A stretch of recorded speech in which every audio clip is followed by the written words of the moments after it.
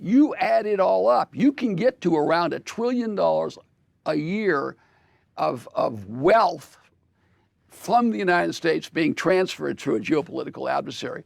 It's insane, and it's working.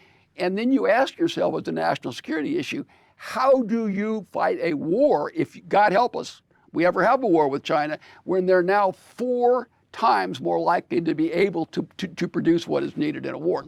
But isn't trade one of the ways we avoid a hot war? The way you prevent wars is by having the strongest, biggest, best army, biggest, best navy, best economy in the world, best technology. You do those things, the allies come to you, they see you as the future. Already, China's manufacturing sector is bigger than that of the United States, Germany, and Japan combined. Isn't China too big to snub? We should never have that attitude. There are things we can do. The genius of America combined with our allies, we can turn this around. But what do we need? We need to change the relationship with them.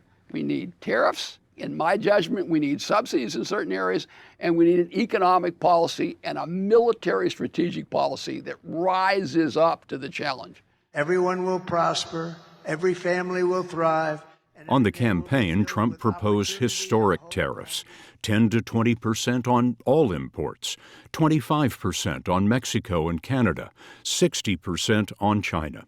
He said America would grow wealthy collecting taxes from overseas.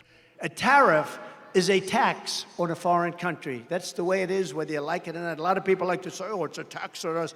No. It's a tax on a foreign country. It's a tax on a country that's ripping us off and stealing our jobs. But most any importer or economist will tell you the president is mistaken. Tariffs are not a tax on a foreign country. The tax is paid by the importer in the United States. For example, Walmart imports goods from China, and when those goods cross into the United States, Walmart pays the tariff. If Walmart decides to pass the cost to consumers, then you paid the tariff, not China. So if you go to Walmart, if you go to Target, you're going to see higher prices for imported goods.